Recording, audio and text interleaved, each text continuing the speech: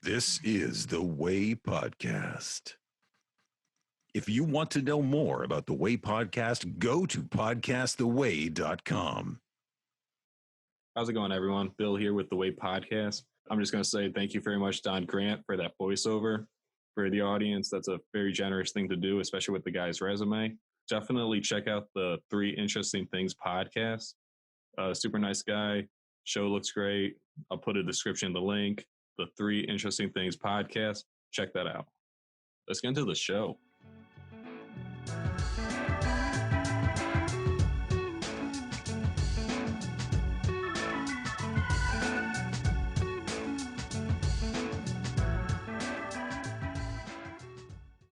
All right, so today's topic, voice acting. And I'm sitting down with a professional voice actor, Don Grant. How you doing today, Don? I'm good, Bill. How you doing? I'm doing good. And you're over in Toronto, you're just telling me, right? I am indeed in Toronto. Yeah, so that's it. You'll probably notice the Canadian accent sneaking in as much as I try to hide it. Sounds good. I had a guest from Montreal. He talked about stoicism. Wow. Okay. Was there a Quebecois accent or no? Nothing I could notice too much. Maybe a little hint.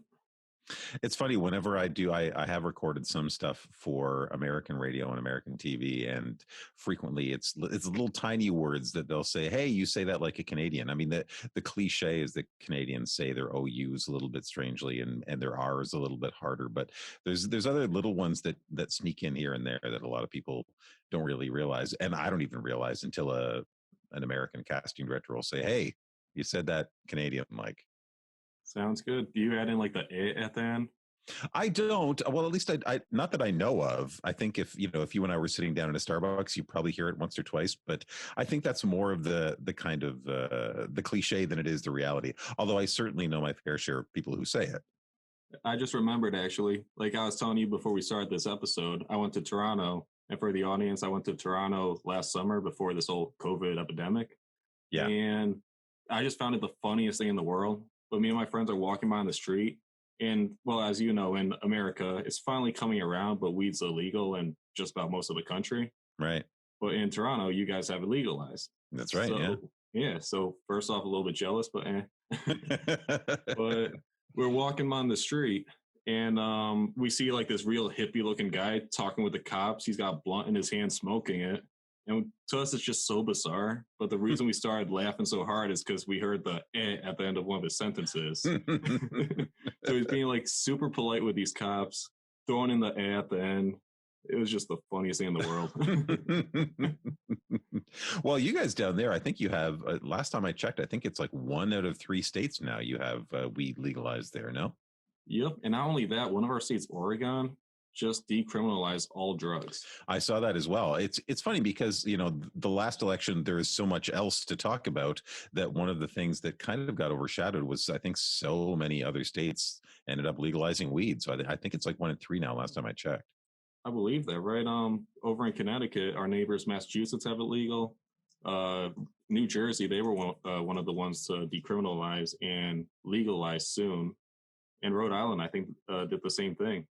Wow. In the state, a lot of people are talking to our governor, like, because he said he'd legalize it, like, maybe even 3 years ago, and we're still waiting on that. Because just the income through taxes and everything alone.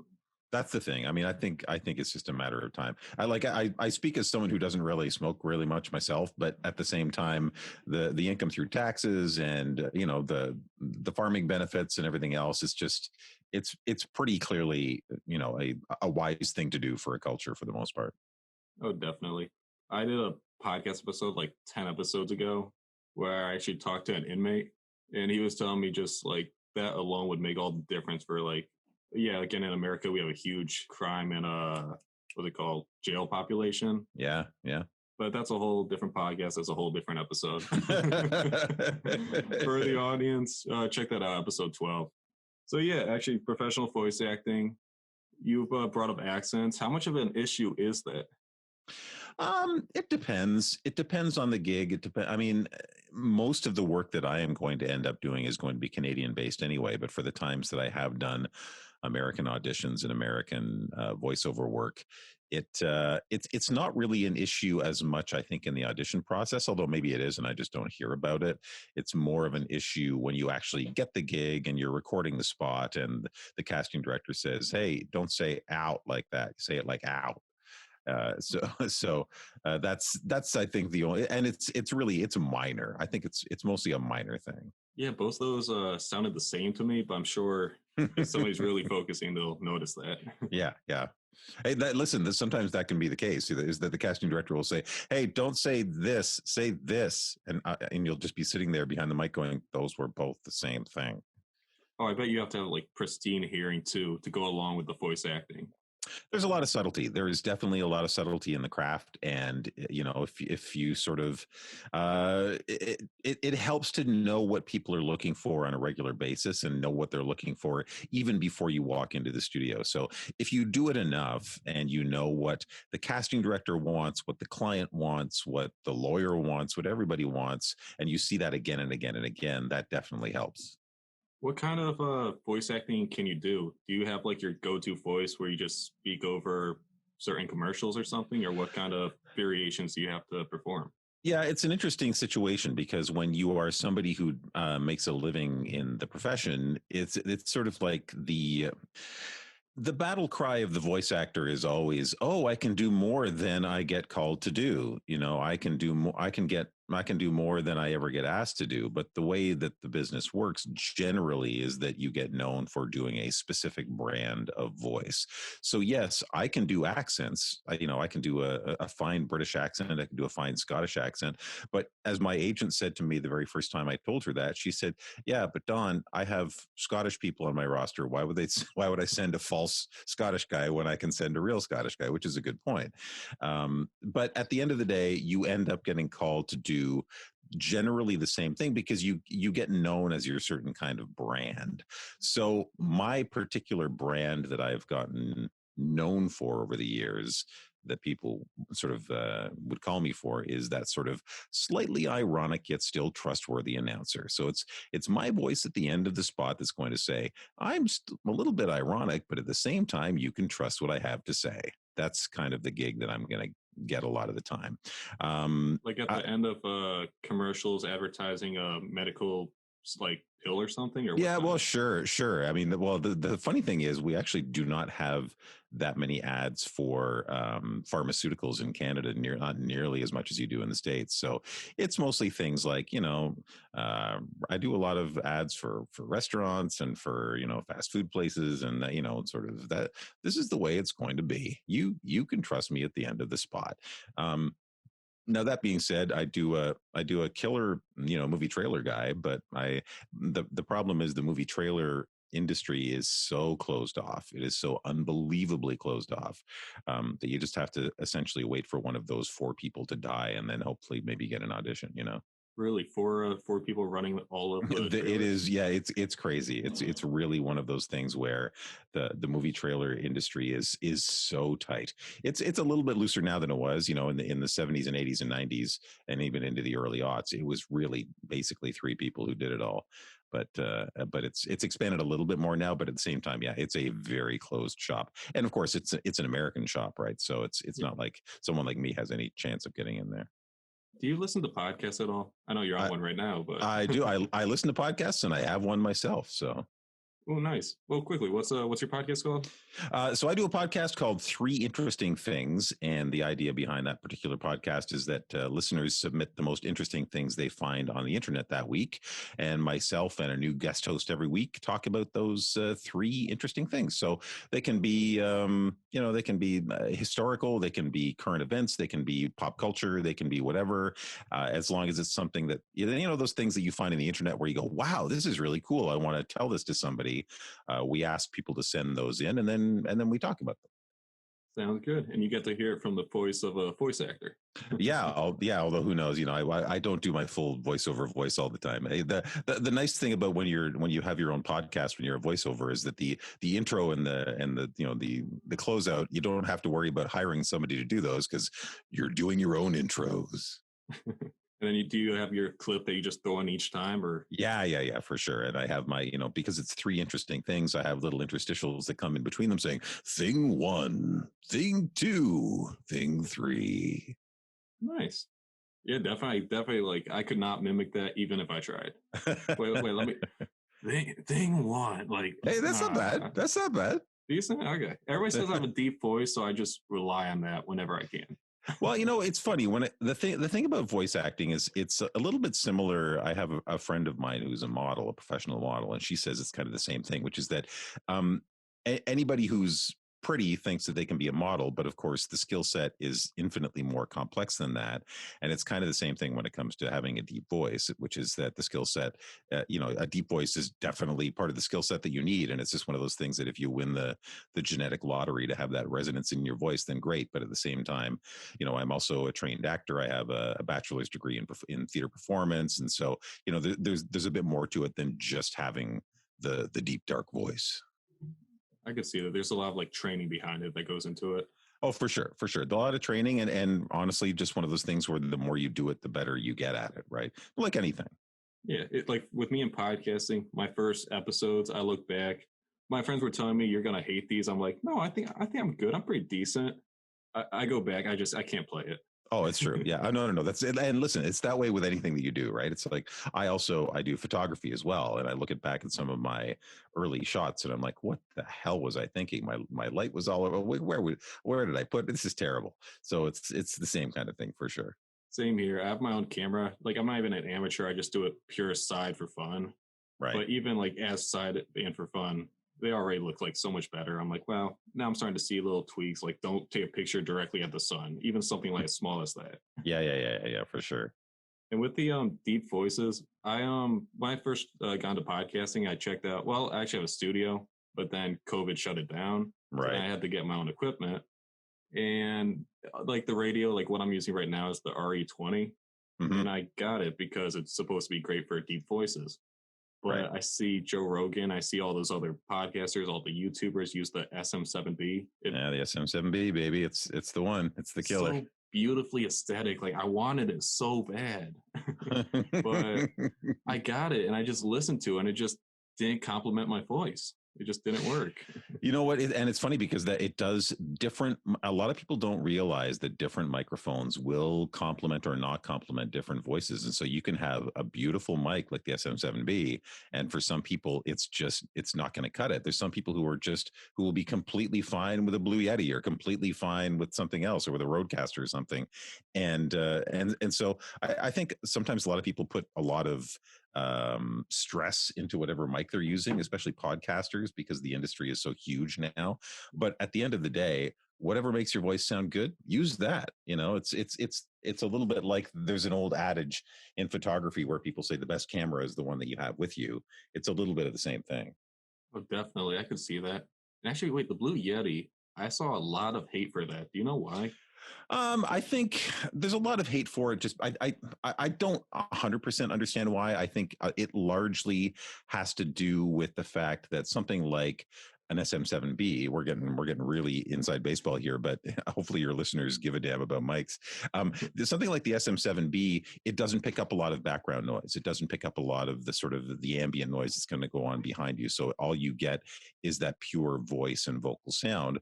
Whereas the Blue Yeti, because of the fact that it's a condenser mic, is going to pick up some of that stuff. Like you might even be able to hear my cat wandering around the floor right now, that kind of thing. It's not dynamic like the SM7B or RE20. Exactly. Yeah. Like, right off the real bat, before I even went to the studio, I bought like a $20 microphone. Right. And even that was, if you use software, you can always like fluff, make everything sound smooth enough. And even that's manageable. It totally is. And it is funny because, the way that my podcast, the way that Three Interesting Things works is that I have a different guest host every week. And I will admit, I'm a little bit finicky about very tacitly and casually asking, hey, what's the quality of your mic setup over there? Just to make sure that I don't get somebody who's, recording on an old crappy pair of Radio Shack headphones that they got in 1923. And like software. So like when you're voice acting or I need to ask some of your experience in the future after this question. But what kind of softwares does the industry use?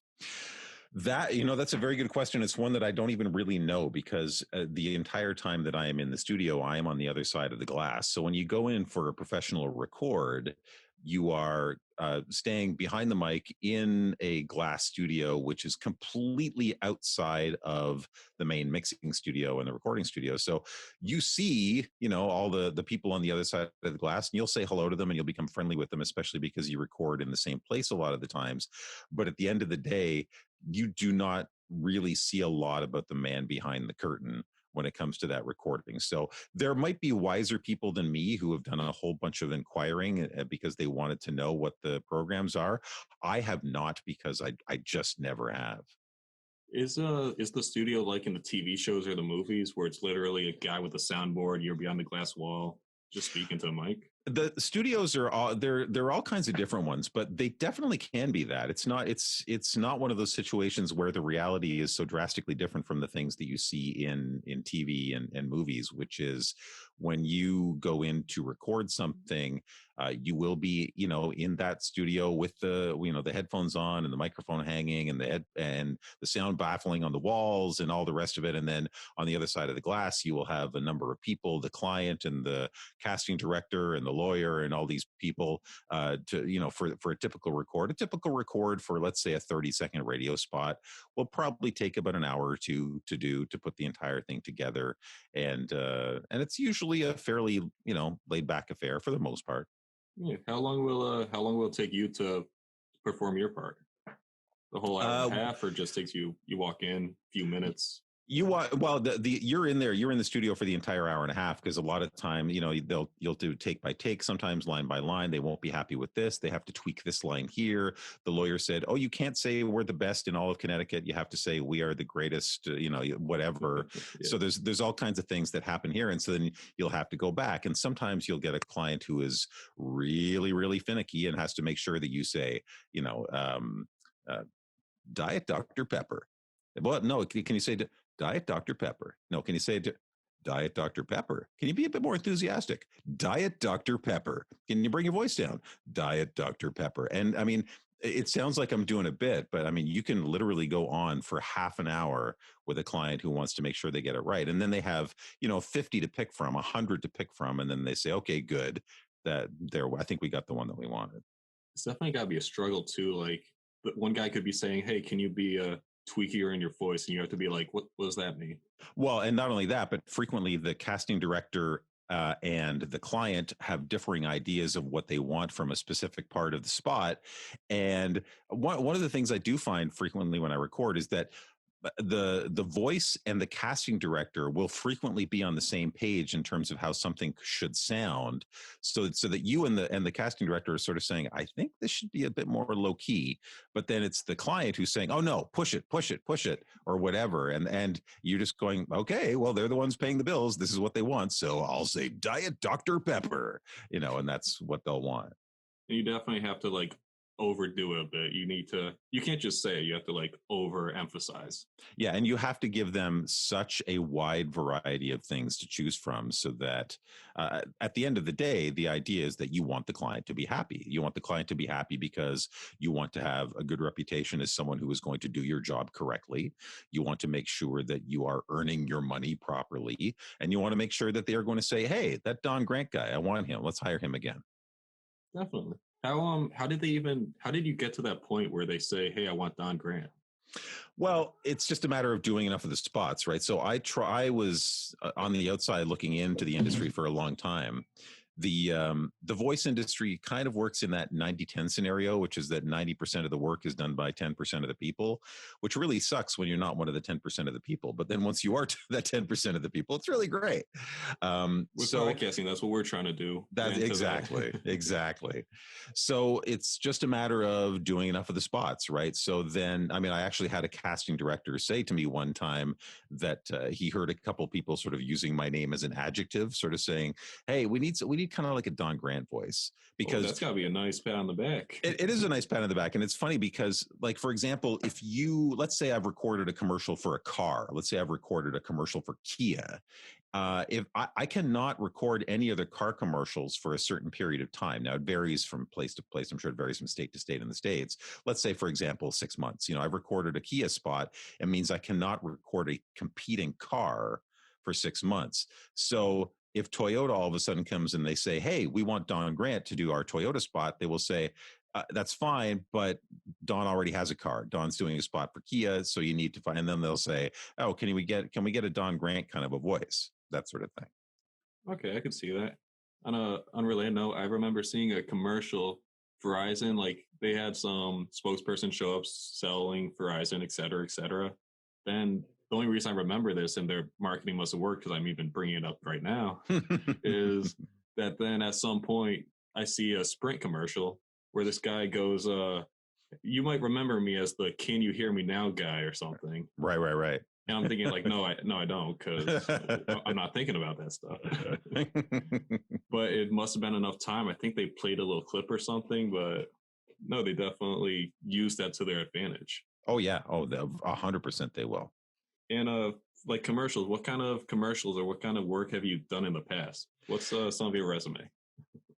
So I use Diet Dr Pepper as one of the as my thing there. That's one of the bigger spots that I did in the States. Was a spot years ago for Diet Dr Pepper, which as it turns out, was played during the Super Bowl, which I was Oh, very nice. happy about. I know. This I one was. right here, the Super Bowl before.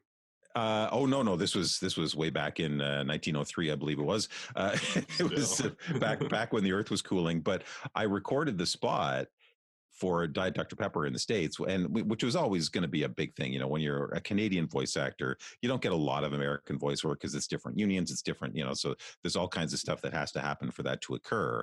So when I recorded the Diet Dr Pepper spot for the States, it was already good. And then when the Super Bowl was on, you probably don't know this, but they put Canadian commercials over the American commercials here in Canada. So we actually don't see any of the American commercials. But at one point, my phone rang, and it was my best friend who lives in Los Angeles, and he said to me, "Don, your spot just played on the commercial down here," and I was like, "Oh well."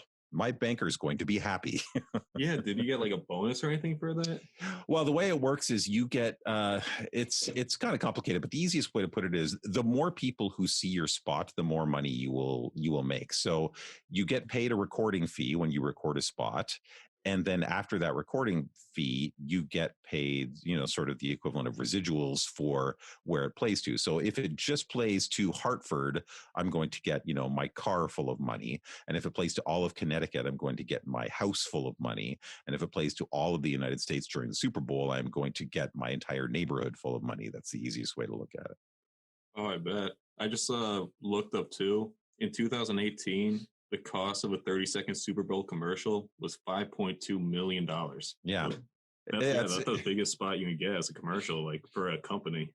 Well, and it's also interesting too now because, of course, in 2020, the advertising industry has changed so much in the last 5 years because of streaming that now there's all these advertisers who have all this money burning a hole in their pocket, but they don't quite know what to do with it anymore because they know that people like you and me can get past a commercial quite easily. And if you're just watching, Netflix, if you're just watching Apple TV, or if you have a PVR sitting at home, it doesn't matter because you're going to be skipping the commercials anyway, right? And so all of these people are saying, well, damn, we've got all this money. We don't want to spend it on TV ads anymore. What do we want to do with it?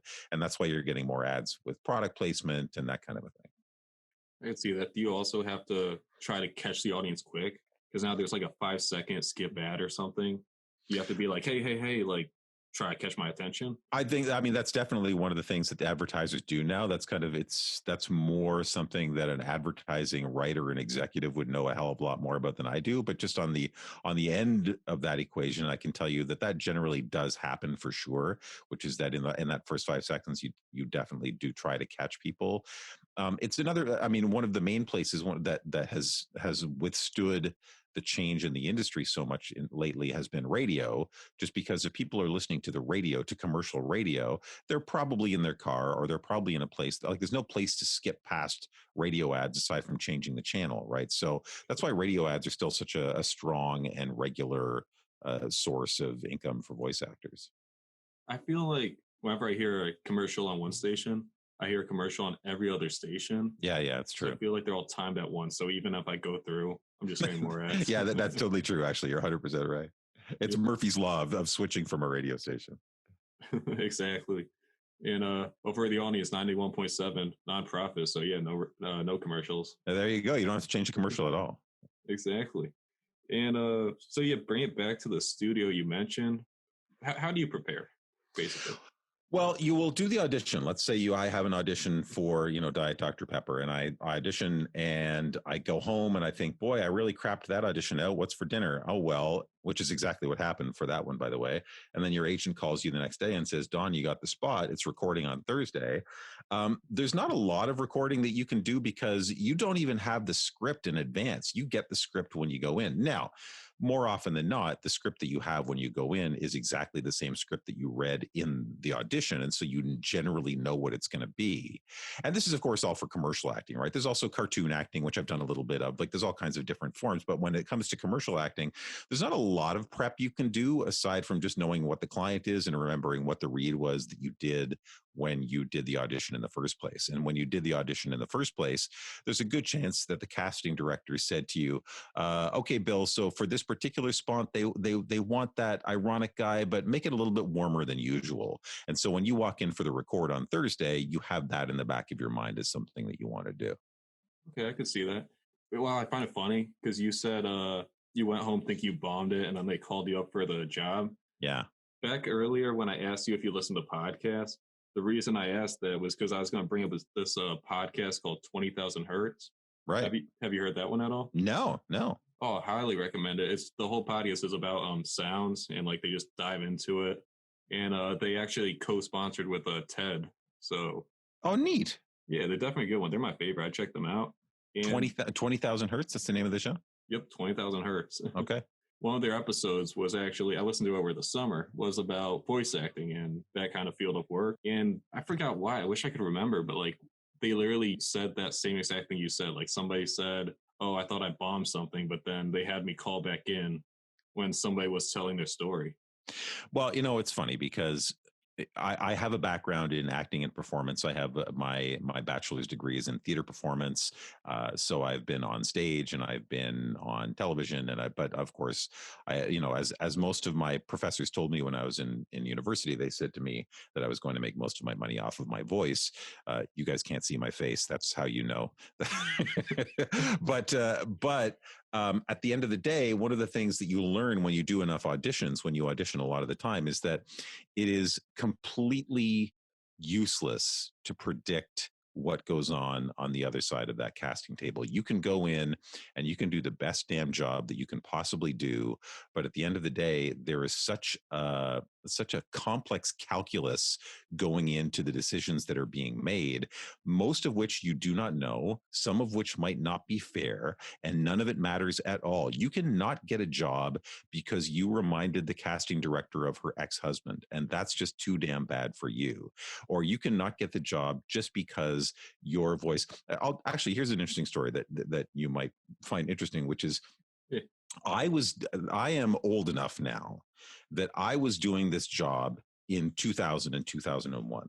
That's sort of when I started doing this job. And here I was riding on top of the world in 2001. And here I was being the slightly ironic yet still trustworthy announcer. And lo and behold, September 11th rolls around. And here I am sitting at home like everybody else, completely aghast and wondering, this is crazy, never thinking for a minute that this was actually going to impact me in the voice world. But of course it did, because for the year or so after 9/11, everybody wanted the very gentle, reassuring, avuncular voice who made you feel comfortable. Yeah, that's everybody wanted that. And so everybody who had the kind of that slightly sarcastic read that I had, I didn't work for a year. Like after 9/11, I did not work for a year because of just that weird market correction that happened because of events in the world.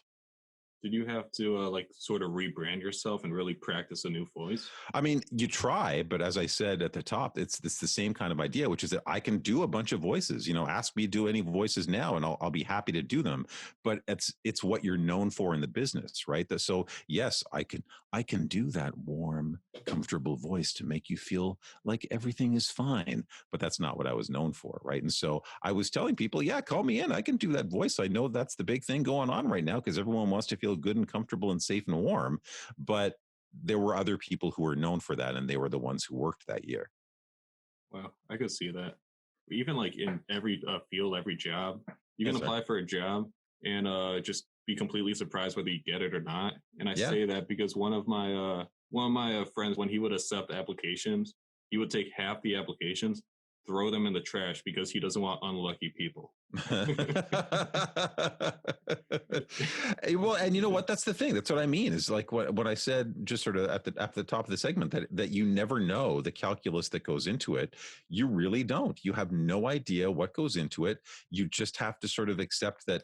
Like if you are an actor, one of the best things that you can do for your life as an actor, for your sanity as an actor, is you can say to yourself, okay, I'm going to go in, I'm going to do my audition. I'm going to do the best that I can do. And I'm going to walk out and I'm going to say, what's for lunch? Because now I have done everything within my power to do. And there's a lot of people who can't do that. There's a lot of people who sort of leave saying, could I have done this? Should I have done this? Did I remind the director of her ex-wife or whatever? Yeah, that's out of your control. You know what I mean? It doesn't matter. Like all of that stuff, it might not be fair, but no one promised you it was going to be fair. And it's out of your control. So all you can do is say, I did my best. Let's go have dinner. And then you're going to get jobs that you didn't think you were going to get, like Diet Dr. Pepper. You're not going to get jobs that you thought you were going to get, like the Oprah Network, but it doesn't matter. You literally sound exactly like the guest from Montreal I was telling you about when he talked about stoicism. Oh well, it's true. I mean, it's like that's kind of what you have to do to maintain your sanity, right? He said the same thing. Like you go in for a job, and then the second you're done, it's out of your control. You shoot a bow and arrow. The second you release that arrow is out of your control. It's just stuff like that. Only worry about what you can or what's in your full control. Maybe, you know what? Maybe Canadians are extra stoic and we just don't get credit for it. Who knows? You all could be like a hive mind. Yeah. And how about wait, what was my question? Stoicism, Montreal. Psychologically, they say if you can't remember something, to completely just stop trying to remember it, because what your brain does, it tries to remember that thing you're trying to remember, so it blocks out things like that thing you're trying to remember. But the problem is it blocks out that same thing you're trying to remember in the process. Right. So that's why when you can't remember something, you gotta just move on to something new, and it'll just pop back up to you. Okay, we're going to see if we can prove that theory right now. Yeah, just now I thought that would work. It didn't work. All right, maybe we'll come back to me later. But like you said, you listen to podcasts. Do you know who Duncan Trussell is? No. You really don't? He actually, if you get a chance, the reason I found him is on Netflix. The Midnight Gospel. It's a great TV show where they take his podcast and then they like animate over it. But the thing about him is, no disrespect to him, but his voice is very, I guess I'm gonna say weird. Like it's a very like high pitched sort of a voice I've just never heard before that I didn't like at first, but the more you listen to it, it kind of grows on you. Yeah. So go ahead. No, I was going to say I feel the same way, but one of my favorite podcasts is The Flophouse. Do you know The Flophouse? No, I don't. It's Elliot Kalin, who used to be the head writer with The Daily Show, and Dan McCoy, who still is a writer with The Daily Show, and then one of their friends, Stuart Wellington, and the three of them watch a bad movie and they talk about it. So it's one of those bad movie podcasts, of which there are quite a few, but it's definitely one of the top ones. But Elliot, who is absolutely brilliant and funny and hysterical, I remember the very first time I heard the podcast, he has a very, and he admits himself, he has a very whiny, nasally voice. And the first episode I listened to, I was like, I cannot listen to this guy for much longer. But of course, now that I've been listening to the show for years, it's like I don't even notice it, and I just want to hear what he has to say. I can see that, and yeah, with it sort of becomes their own like niche, their own, makes them stand out. Yeah. It can become a brand for sure. I mean, look, that's what Gilbert Gottfried did, right? I mean, that's his brand. That thing that he does. Yeah, if you're becoming a professional voice actor and your voice is really unique, Yeah, can you use that? Is that looked for in the industry? It definitely is. It's weird because of the fact that it still is in some ways a sexist industry in the sense that it's almost in some ways it's a little bit of reverse sexism, which is that if you are a guy who happens to have that sort of that deep baritone voice that can make those sounds, then you're going to have a better chance of getting the jobs for sure. And the women who are in it, if you happen to have that quirky sort of sexy voice but not too slutty, that's kind of what they go for with when it comes with that. But in the last 10 years, I will say that there's definitely been a lot more room made for people with more unique voices, people with more distinct and not that stereotypical announcery voice. There's definitely room for those people in the profession now, which is great. Yeah, definitely. Speaking of names, you know who Mel Blanc Yeah, is? come on, dude. Yeah, again, 20,000 Hertz. That's where I found him. But yeah, he's supposed to be like a legend in your industry. Yeah, total legend. He did I think there's I can't remember how many voices in the Looney Tunes he did not do, but it's like three. Like he did all of them. He did Bugs, he did Daffy, he did Yosemite Sam, he did Foghorn Leghorn, he did the Roadrunner, he did all of them. He's just the guy was unbelievable. He was a machine. He was a legend. I wonder how he even like was able to do that. Like when you're getting into it and you're practicing, are there like different techniques? Like, oh, if you do this, you'll be able to find a new voice. Yeah, you experiment a little bit. A fun fact about Mel Blanc that I always love is the fact that his that sort of that Roadrunner sound, that beep beep, that Roadrunner sound. Yeah, He recorded that from a hospital bed. He had broken his leg or his foot. I can't remember which one it was, and he was laid up in the hospital. And they just needed that sound because they were starting to animate the very first Roadrunner cartoon, and he did that. And that they used the same one over and over and over again. So every single Roadrunner beep beep that you hear is the same Roadrunner beep beep, and it was Mel lying in a hospital bed with a broken lower limb recording that. wow. I know Kanye West, like they did something similar when he was in a car crash. He tried rapping from there, like from in like a whole headset and whatnot. Never listened to him, but I should look up that song just to hear how it came out. But for Mel, one of the another interesting fact that I found crazy is like again he voiced these characters so much. Like you said, he had like a bunch of different voices that he would have to voice over, etc. And he actually got in a car crash. And I don't know if it's the same. I don't think it was the same one. Maybe I It think might there have were been. two. But this one put him in a coma. Like he was comatose for a while. A side note: when people think people are in a coma, the person's not. Most of the time, they're not actually like pure out of it, like sleeping. Most of the time, they're in sort of a half state where like an eye will be open, but they're just not responsive in a vegetative state. Yeah. And that's what happened to Mel in this case. He was comatose, but his eyes were open. And one of the days, a doctor came in, and one of his Mel's characters, I think it was Bugs Bunny, was on the TV. And I forgot if the doctor said something at first or if he just heard the TV, but he actually said like a "What's up, doc" or something like in his voice. Yeah, it was actually the doctor. It was the It was the doctor was doctor. having it was the doctor was having a hard time sort of getting through them. So it was a neurologist who sort of was trying different approaches to sort of get him to talk again.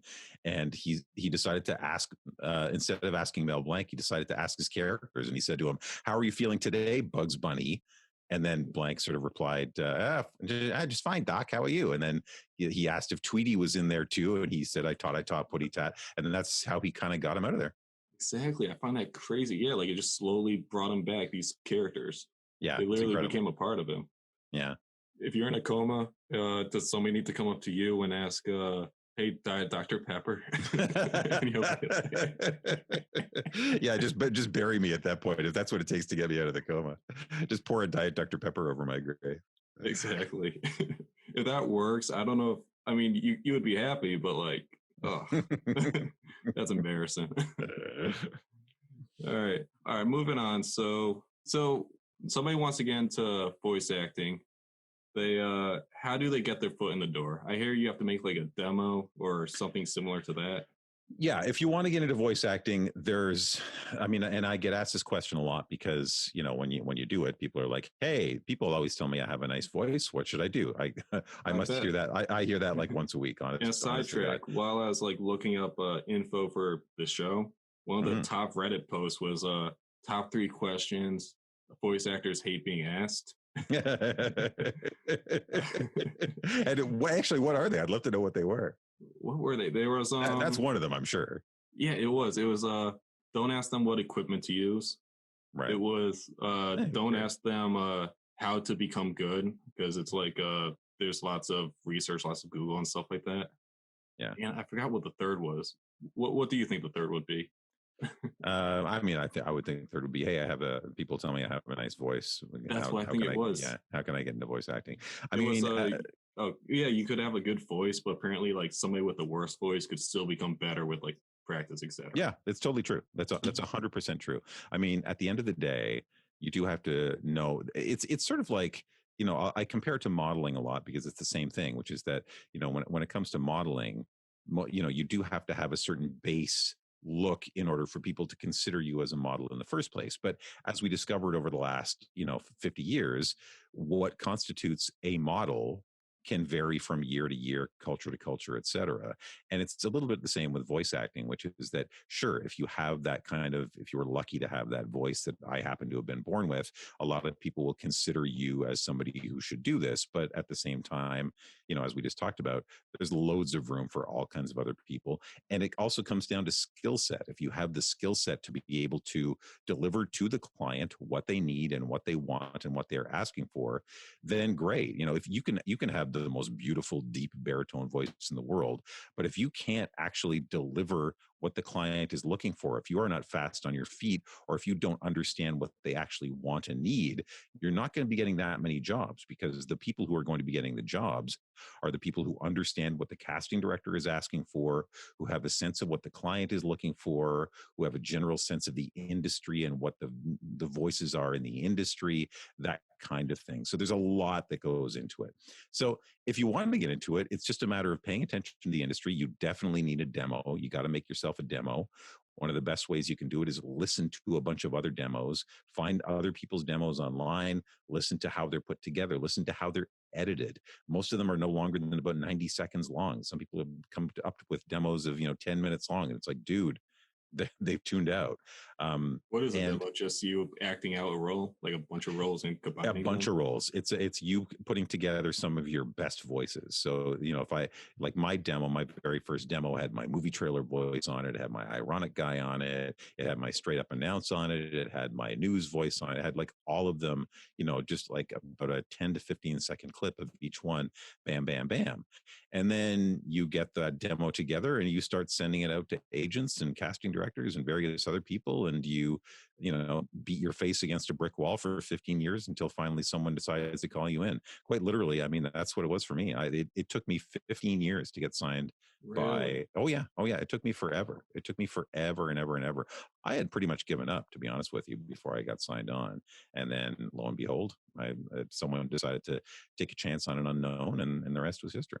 15 years of applying and like trying and trying to then being in a Super Bowl commercial. Yeah, I mean, well, I That's gotta mean, be nice. that's the thing, right? I mean, it's going back to the stoicism thing for a second. It's funny. I was just the episode of Three Interesting Things. It's coming out tomorrow because we are recording this just before Christmas. I don't know when this is going to air, but we're recording just before Christmas. To honor Christmas, my episode tomorrow is Three Interesting Things About Die Hard, which is, of course, the greatest Christmas movie of all time. And Yep. one of the things we talk about in that is the fact that Alan Rickman, who played Hans Gruber, that was his very first film role, and he was 41 years old when he got that. Now he went on to become, one of the most beloved actors in the 90s and aughts before he passed away a couple of years ago. But he was 41 years old before he got his very first movie role, and now that very first movie role happened to turn out to be one of the top 3 or 4 villains in cinematic history. Wow, that's crazy. Yeah, Plus another example. You ever see Breaking Bad? yeah. What's his name? Jesse. Apparently, I don't know if that's his first role, but I heard he actually has like pretty much no training. Like it Yeah, just yeah. He was, I think, if memory serves, he had, yeah, it was his first role. He didn't really have any training. I know he was on The Price is Right. You can look up if anyone really wants to look wow. this up. Yeah, he was. You can type in Aaron Paul Price is Right, and you can see him in his That's him. earlier, Yeah, younger I years. just looked him up. Yeah, it's pretty funny. Wow, that's insane. So yeah, it goes from well, I mean, so I guess he has a successful background. Not I mean, in acting though. not in acting. Yeah, who knows, right? So Unless he was an actor in that. What if the whole show's fake? You never know.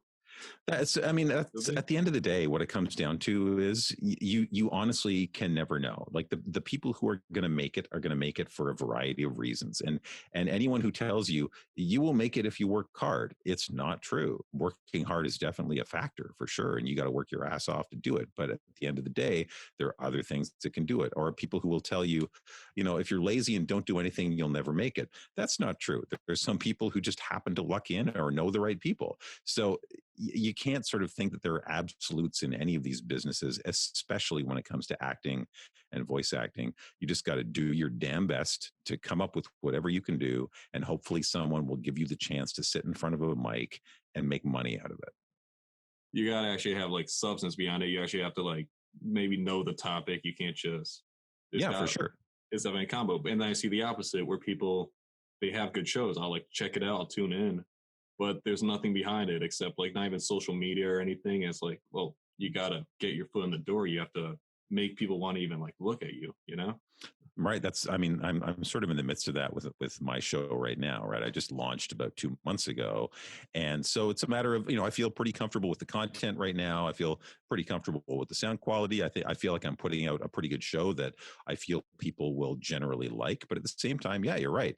You got to do the grind. You got to get on Twitter. You got to get on Instagram. You got to shout it out on your social media feeds. You got to have other people on the show. You got to be coming on shows like your show and saying, hey guys, listen to 3 interesting things. I guess the only difference is that I'm not really one of those kind of listen for listen guys. It's sort of like my attitude has always been when it comes to my own podcast is like, my attitude has always been one of, hey, listen to the show. If you like it, great, subscribe and keep listening. And if you don't like it, guess what? There are a million other podcasts out there that will probably suit your needs. And I hope you have a good time finding one because mine might not be for you, but I hope it'll be for people. That's the approach you need. And I was going to say, too, you have experience 15 years waiting, but there's also the factor of time. Sometimes you just got to give it time. You do. You totally have to give it time and, hopefully, and not be a slave to the numbers, right? I mean, like, yeah, I look and see how many people are listening to my show and yeah, it's going up and that's great. And that's fine. But at the same time, I'm not going to lose any sleep about the fact that one episode maybe does a little bit worse or a little bit better or whatever, right? It's just, hey, I feel good about the episode. Done. What's for dinner? Stoicism. Stoicism, baby. Canadian stoicism all the way. Exactly. And, all right. So bring it back though, like, what kind of like how much practice did you put in? I mean, like 15 years building up to your first audition or your first work. So what kind of like practice did you have to do? How much would you practice? What kind of techniques would you use? So the techniques, mostly, the funny thing is a lot of people forget the fact that when it comes to voice acting, they forget the acting part of voice acting. They think it's all about having the voice, right? They forget the fact that you do actually have to do acting, even when it's commercial work. I know it sounds stupid because you're trying to get somebody to go into the Olive Garden for the special this week. But at the same time, you have to be bringing a realism and you have to be bringing a personality to it. And you have to be bringing whatever the people are asking you to do. So the preparation comes from, like in the meantime, when I wasn't doing voice work, I was still doing, plays. I was still doing theater. I was still doing occasional little TV roles here and there. And all that stuff is cumulative. You all those skills that you learn, they transfer from one to the next, which is listening, understanding, being a character, translating it all into knowing what the person wants. That's at the end of the day, those are the skills that are going to take you farther than anything else, is just listening, understanding, being amenable to what you're being asked to do, and taking all those skills and sort of synthesizing them all together. That's one of the weird things too. You have to do like what's good for what the audience wants. But like if you play basketball and you have an opponent, you just have to be better and score the point. If you score the point, you win. Yeah. But for like your voice acting, you can do all these different voices, nail it, but like you don't win just because you nail it. No, exactly. I can be the Kawhi of voice acting. It doesn't really matter because, like I can have the greatest voice in the world, but all of a sudden 9/11 happens and my voice is not in anymore. Right. And voice acting goes through trends like anything else. Right. There are definite trends of now this year is going to be, like this year in particular, because of the pandemic, we've gone back a lot more to that kind of comforting voice again. So you do find a lot of people working with that voice to make sure it's been a different kind of year, but this year we've had your back at blankety blankety bank. That's been the kind of read that's been happening this year. So you're right, it doesn't matter necessarily if you are the Kawhi of voice acting, because all of a sudden your read will not be the read that is in vogue at the time. Also, Kawhi, when I was in Toronto, I saw a playoff game. Kawhi when he was with the Raptors, Yeah, playing baby. the Bucks. Yeah, that was a great game, and I was happy they won. But then in the championship, they beat my team. So, Oh, sorry about that, man. And you know what? It's hard not to like Golden State. They're a great team, and Steph. How can you not like Steph? he's got a great backstory. He's like a friendly guy. He's building. Well, him and LeBron, they each do their own like amazing charity work and whatnot. And hey, fun fact: Steph's dad used to play for the Raptors. Really? There you go. Yeah. Del Curry used to be a Raptor. They might have to become my second favorite again. Hey, you know what? The Raptors are also a very easy team to cheer for, because I'm a big basketball guy, and the Raptors are a bunch of very, very fine individuals, which you don't necessarily always get. It's not guaranteed when it comes to professional athletes. But the guy who runs the team, Masai Ujiri, and the coach Nick Nurse and everybody else, they all are pretty. It's a group of menches. They're a bunch of stand-up guys, and so it makes them very easy to cheer for. I believe it. Plus, there's the whole Canadians are known as being nice. So you see a fan base that's nice. It's like, well, you kind of want to join that fan base. Of course, there's only one Canadian on the roster, but it doesn't really matter. We've adopted your Americans, and so the favorite Canadian now is Kyle Lowry, who's from North Philly. So who cares? I wish he was from Canada. Although he's this is kind of his adopted home. His kids go to school here, and he loves Toronto. So definitely, I could see that. So, well, actually, when I was trying to remember what I was trying to remember earlier, like I kept trying to think of my next question because I had a perfect question to follow up. Yes. Did you remember it? I did. Hey, it worked. Exactly. You just got to focus on something else. It comes back to you. Say basketball, Kyle Lowry. It brought it back. Exactly. I don't know how, but so yeah, my question was, when you're in the studio, everybody gets nerves. Like you get nervous about playing basketball. You get nervous about podcasting. You get nervous about going for your job and applying. Stoicism. But so my question was, when you're nervous, like somebody's getting into your field, and even you probably yourself when you start out, when people are nervous, it's hard to like maintain a same level of voice. It's hard to, maybe you'll stutter in your speech, like something like that. Yeah. You'll get nervous. So how do you sort of maintain your composure when you're in the studio? The nice thing about it is that when you are in the studio, you are allowed to screw up, right? So yeah, like I will say, like in all the forms of acting that I have done over the years, I will say that voice acting is probably the most stress-free. I'm not going to say it's stress-free. It's silly to say that, because there are definitely stresses that come with it, and there's definitely stuff that happens. But at the end of the day, the one thing that you have in your corner is the fact that you can screw up this take. If I don't say Dr. Pepper, it's better than the original. If I don't say it right this time, I'll say it right the next time. If I don't say it right the next time, I'll say it right the next time. No one's going to hear it until it's been through 37 people who have edited it, tweaked it, processed it, cut it, cleaned it, and put it out for public listening. So I can screw up as much as I want. If I'm in a play, if I'm in a production of, Little Shop of Horrors, and I'm out there and I screw up something, that's it. That's why I will get much more nervous when it comes to something like live theater than I will with voice acting, because with voice acting, I can screw up as much as I want. And so if my voice is wavering or quavering, or if I all of a sudden do one of these, it doesn't matter. Everyone's just going to laugh in the studio, and I'll do it again. Sounds good. And yeah, you say like the editing, I feel like the Adobe Audition or whatever softwares they use, I feel like that's the Photoshop of the modeling world. It totally is. It 100%. It's the Photoshop of the voice world. And the thing is, a lot of people don't realize how much editing goes in. Even this show, like the people who are listening to this show right now will probably not realize how much editing Bill has done to make this show actually work. Now, it's true. if people don't realize how much editing has gone into this show, all you have to know is that Bill and I have now been talking for an hour and 5 minutes. So if you think about that, look down at the counter for this podcast and see how many minutes are through this show, and you can see how much Bill edited out. So you can see how much work goes into making something like this work. Yep. Sounds good. Yeah. About an hour in, I think that's about a good point to wrap it up, I'd say. Yeah. Anything else you want to know? I guess, what's the final message you'd give for the audience? Well, it depends. What in terms of voice acting, in terms of make it more specific, and I'll give the best that I can. Like, if there's one most important thing you would tell the audience about professional voice acting, what would it be? It would be that professional voice acting is just like any craft that anyone does, which is that if you have an affinity for it, do it, practice it, get better at it, and someone might give you the chance to make money at it.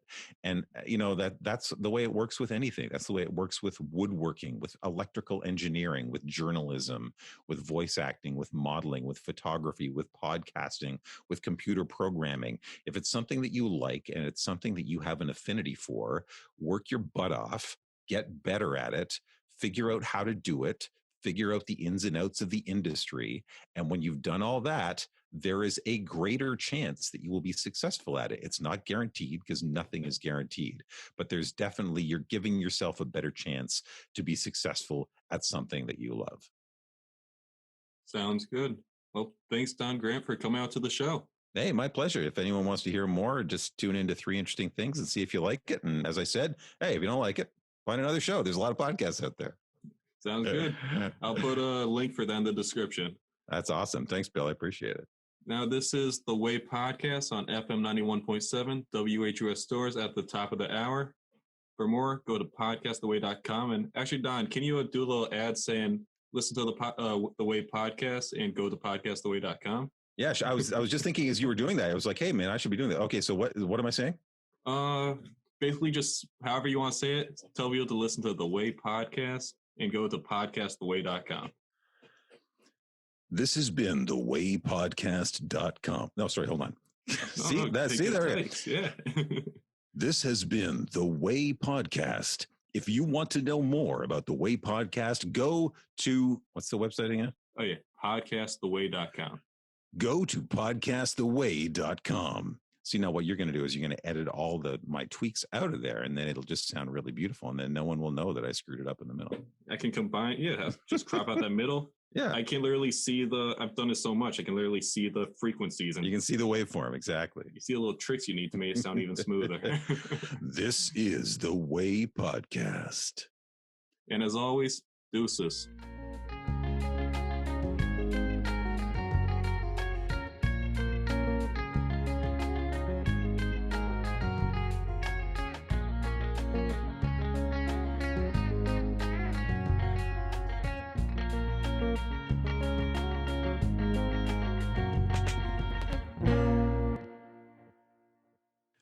This has been The Way Podcast. If you want to know more about The Way Podcast, go to podcasttheway.com.